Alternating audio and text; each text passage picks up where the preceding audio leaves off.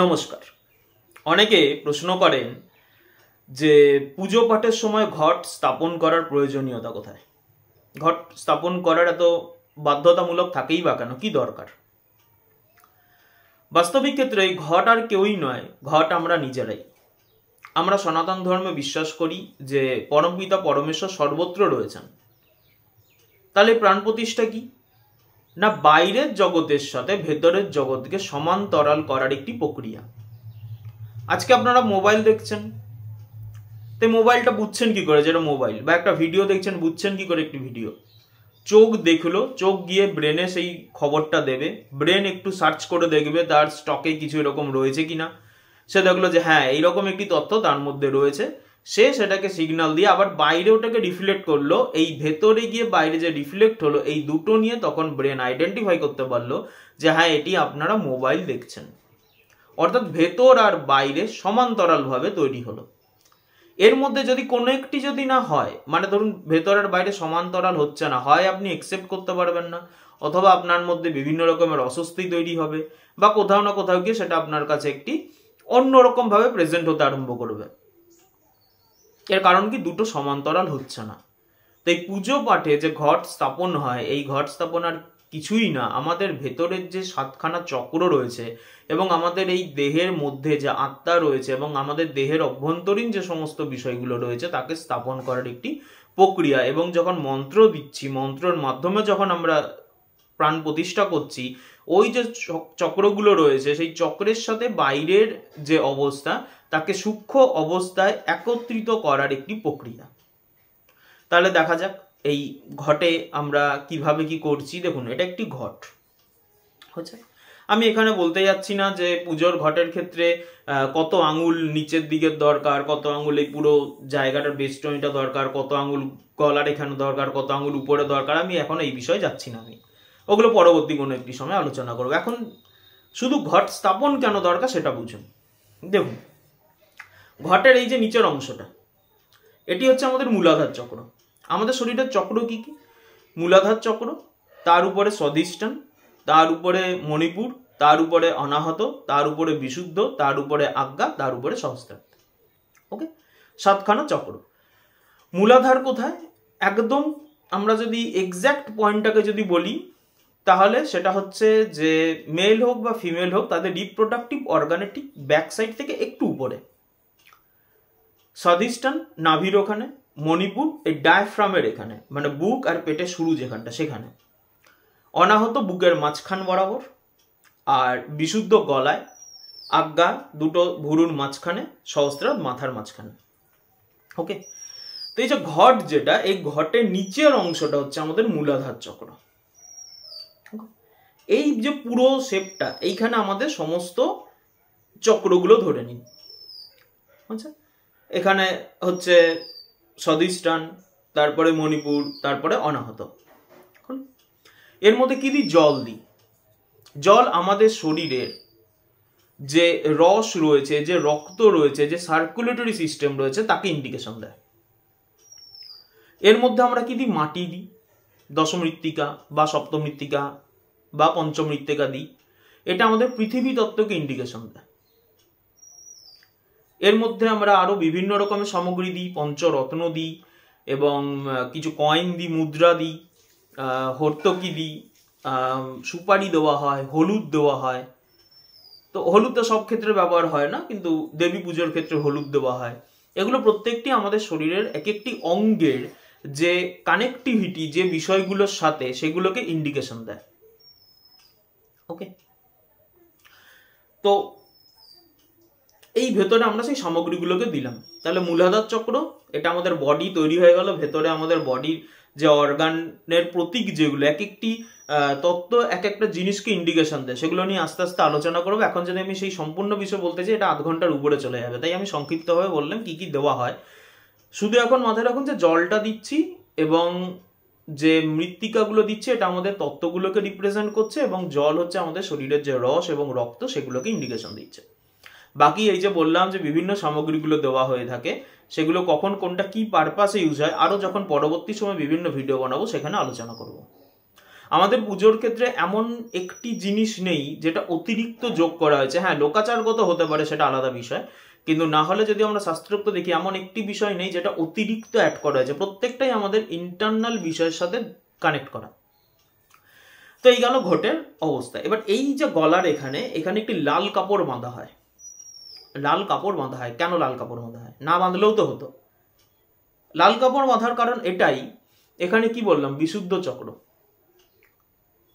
বুঝছে? গণেশজির দেখবেন একটি দিকে দাঁত ভাঙা। যৌগিক ব্যাখ্যা কি? মূলাধার, স্বাধিষ্ঠান, মণিপুর, অনাহত, বিশুদ্ধ, এতটা অবধি একজন গৃহস্থ ব্যক্তি সবকিছু ঠিকঠাক ভাবে তুলতে পারে, ব্যালেন্স করতে পারে, জাগাতে পারে, সবকিছু করতে পারে। কিন্তু যখন বিশুদ্ধ চক্রের এখানে আমরা যাব, যে কোনো একটি জিনিসকে আমাদের নির্বাচন করতে হবে, হয় সাংসারিক জীবন না হলে আধ্যাত্মিক জীবন। দুটো নিয়ে একসাথে যাওয়া যাবে না, দুটো নিয়ে আমি আর উপরে উঠতে পারবো না, যে কোনো একটিকে আমাকে নির্বাচন করতে হবে। তার জন্য এই ঘটের এখানে এটা বন্ধন করে দেওয়া হয় যে আমি গৃহস্থ ব্যক্তি, আমার এর উপরে যাওয়ার দরকার নেই, তাই আমার এতটা অবধি ঠিক আছে, এখানে আমি একটা বন্ধন করলাম যাতে আমার এই এনার্জির ব্যালেন্সটা ঠিক থাকে। কারণ এনার্জি দেখুন, আপনি যখন একটা প্রক্রিয়ার মাধ্যমে পুজো করছেন বা সবকিছু করছেন, এনার্জি তো এনার্জি, সে তো দেখতে পাবেন আপনি গৃহস্থ না সন্ন্যাসী না অন্য কেউ ব্যক্তি, সে তার মতন ফ্লো হতে থাকবে।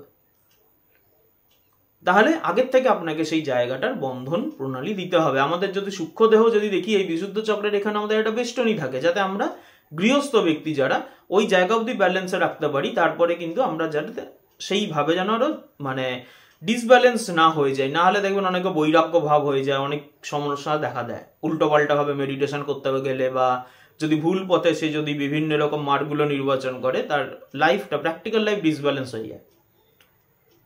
তো এটা হচ্ছে তার প্রতীক, এখানে বেষ্টনী দেওয়া। এর উপরে আমরা কি দিই? পঞ্চপল্লব অথবা সপ্তপল্লব। আম পাতার যে পল্লবগুলো হয় 5টা অথবা 7টা। এটা বেসিক্যালি আমাদের কি ইন্ডিকেশন দেয়? দুটো ইন্ডিকেশন দেয়। একটি হচ্ছে তত্ত্ব, আমাদের শরীর 5টা তত্ত্ব দিয়ে তৈরি, পৃথিবী, জল, অগ্নি, বায়ু, আকাশ, সেই তত্ত্বকে ইন্ডিকেশন দিচ্ছে।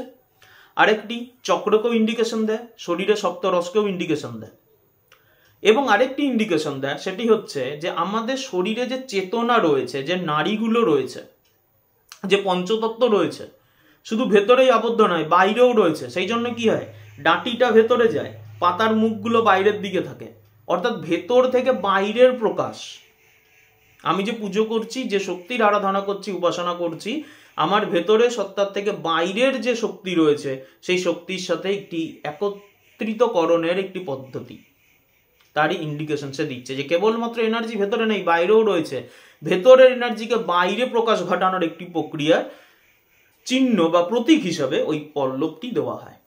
তার উপরে কি করা হয়, একটি মাটির সরা বসানো হয় এবং এটি পুণ্যপাত্র দেওয়া হয়। এই পুণ্যপাত্র কি? এই পুণ্যপাত্র হলো সহস্রার চক্র। এই যে মাঝখানের অংশটি, এখানটায় হয়ে যায় আজ্ঞা, এইখানটায় এখানে একটি বিশেষ চিহ্ন করা হয়, আমি এরকম দেখাতে পারছি না, তো ওটাকে আজ্ঞা চক্রের হিসাব হয়। এবং এটি হচ্ছে সহস্রার চক্রের আধার। এখনো সহস্রার চক্র স্থাপন হয়নি, সহস্রার চক্রের আধার, আমাদের প্রাণ শক্তির আধার, আমাদের প্রাণিক ঊর্জার আধার। আর সাদা চাল দিয়ে পরিপূর্ণ করা হলো, কারণ আমাদের চেতনা শুদ্ধ চেতনা, অক্ষত, যে কখনো বিনষ্ট হয় না। সৃষ্টির আদি থেকে অন্ত অবধি সে একই রকম থাকবে, শুধুমাত্র দেহ পরিবর্তন করে, যোনি পরিবর্তন করে। সেই শুদ্ধ অক্ষত প্রতীক স্বরূপ আতপ চাল ব্যবহার হয়, নাহলে তো অন্য চালও ব্যবহার করা যেত। আতপ চাল অক্ষত কেন বলে? জানতো সে অক্ষত অবস্থায় থাকে বলে। সে অক্ষত দিয়ে পরিপূর্ণ করে আধারটি বসলো। ওকে, তার উপরে কি বসে? নারকেল অথবা ডাব, সসিস ডাব অথবা নারকেল। কেন? এর কারণটি হচ্ছে যে আমাদের বাইরের, আমরা ভেতর অব্দি যাওয়ার আগে আমাদের সমস্যা কি দাঁড়ায়? অহংকার, যে রিপুগুলো, ক্লেশগুলো রয়েছে, কাম, ক্রোধ, লোভ, মোহ, মদ, মাৎসর্য, অবিদ্যা, অস্মিতা, রাগ, দেশ, অভিনিবেশ, এগুলো আমাদের বাইরেটাকে আবদ্ধ করে রাখে, শক্ত করে রাখে। আমরা ভেতরের যে নরম অংশ, যে আমাদের আত্মা, যে এতটাই শুদ্ধ, তার কাছ অব্দি আমরা যেতে পারি না। সেই জন্য ডাব বা নারকেল, এর বাইরের খোলাটা শক্ত, ভেতরটা নরম, ভেতরে সেই জল, সেই তরল।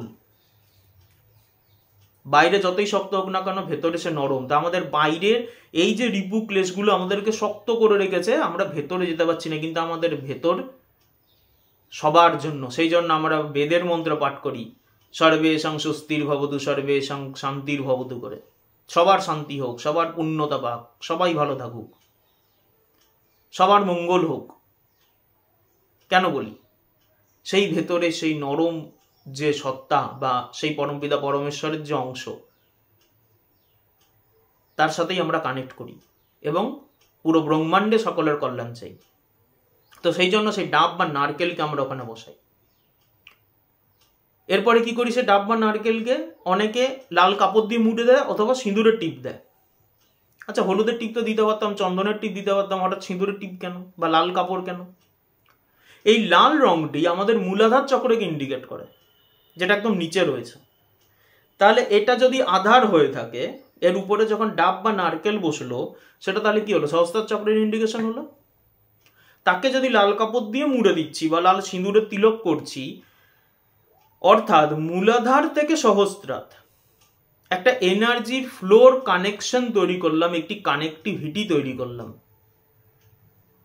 তারপরে আমরা আমাদের ভেতরের যে সত্তা, সেই সত্তার সাথে বাইরের জগৎকে অর্থাৎ এটিকে কানেকশন তৈরি করলাম। এটি হচ্ছে আমরা, এর মধ্যেই ঈশ্বর, কারণ সেই ঈশ্বরও আমাদের মধ্যে সূক্ষ্ম অবস্থায় রয়েছেন, অন্তরাত্মার মধ্যে রয়েছেন এবং তার উপাসনা করছি, পুজো করছি। সেই শক্তি, যে শক্তির উদ্দেশ্যে আমরা নির্দিষ্ট একটি শক্তির উদ্দেশ্যে পুজো করছি, সেই শক্তির যে তত্ত্ব আমাদের প্রত্যেক চক্রে বিভিন্ন দেবদেবীর অধিষ্ঠান রয়েছেন, বিভিন্ন দেবদেবীর এনার্জি রয়েছে, যে কোনো মার্গের হতে পারে, সাত্ত্বিক মার্গ, রাজসিক মার্গ, তামসিক মার্গ, যে কোনো মার্গ হতে পারে। সেই শক্তির সাথে আমরা একত্রিত হয়ে উঠলাম, পুজো সম্পন্ন হলো। এই যে ঘরটির সাথে বা এই যে বাইরের জগতের সাথে যে আমি ভেতরকে লিঙ্ক করে রেখেছিলাম, এবার আমাকে তো ডিসকানেক্ট করতে হবে। আমি যদি এটার সঙ্গে সবসময় কানেক্ট থাকি তাহলে তো মুশকিল। তখন হয় বিসর্জন। বিসর্জন কি? এই যে কানেক্টিভিটিটা ছিল, এই যে আমি একটা শক্তির যে ফ্লো এর মধ্যে ছিলাম, আমাকে আরো অন্যান্য কাজেও যেতে হবে। আমরা গৃহস্থ ব্যক্তি, আমরা আরো অন্যান্য কাজের মধ্যেও যাব।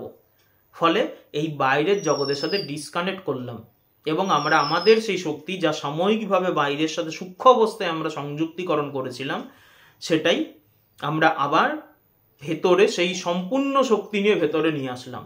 যার ফলে বলা হয় পুজো পাঠ করলে আমাদের শরীরে বা আত্মার শক্তি বৃদ্ধি হয়। কি করে শক্তি বৃদ্ধি হয়? মেন বিষয়টা হচ্ছে এটাই। প্রাচীনকালে ওই জন্য ঋষি মুনিরা যজ্ঞ করতেন, তপ করতেন, তার কারণ এটাই। তো পুজোর ক্ষেত্রে যে আমরা ঘট স্থাপন যে করি, এই যে ঘট স্থাপন করি, তার যৌগিক ব্যাখ্যা এটাই। ব্যাখ্যা আরো অনেক রকমের রয়েছে, আমি আপনাদের কেবলমাত্র যোগের উপর নিয়ে বললাম। তাহলে আশা করি বোঝাতে পারলাম যে কেন আমাদের পুজোর সময় ঘট স্থাপন করাটা জরুরি। এরপরে আলোচনা করব যে এই যে পুজো পাঠ করার ফলে তো হলো এনার্জি স্থাপন হলো, এনার্জির মাধ্যমে ফ্লো হলো, সেটা আবার আমাদের কাছে ফিরে আসলো। এর ফলে আমাদের মধ্যে কি কি পরিবর্তন হতে পারে, কি কি বৈশিষ্ট্য আমাদের মধ্যে দেখা দিতে পারে, বা কেন এত প্রয়োজনীয়তা? পুজো পাঠ না করলেই বা গে, অনেকে তো পুজো পাঠ করে না, তারা তো সুন্দর আছে। আমরা পুজো পাঠ করছি, তাহলে আমাদের এত ক্ষয়ক্ষতি হচ্ছে কেন? আমাদের এত সমস্যার মধ্যে রয়েছে কেন? যারা লোকের ক্ষতি করছে তারা তো খুব ভালো রয়েছে, কিন্তু আমরা পুজো পাঠ করেও তো আমাদেরকে সমস্যার সম্মুখীন হতে হচ্ছে। এর কারণও আছে এইটার মধ্যে, উত্তরও এখানেই আছে। এই যে পুরো কনসেপ্ট আপনাদেরকে দেখালাম, এর মধ্যেই শেষের যে প্রশ্নগুলো করলাম তার উত্তরও এর মধ্যেই আছে। এগুলো পরবর্তী ভিডিওয়ে আলোচনা করব। যদি কারো কোনো প্রশ্ন থাকে অবশ্যই কমেন্টে বলবেন, চেষ্টা করব পরবর্তী ভিডিওগুলোতে সেটা ক্লিয়ার করার। আর যদি কমেন্টের মাধ্যমে রিপ্লাই করে দিতে পারি তাহলে বলে দেবো। আর যদি কোথাও মনে হয় কোনো ভুল ত্রুটি রয়েছে তাহলে অবশ্যই বলতে পারেন, কোনো সমস্যা নেই। নমস্কার, ভালো থাকবেন।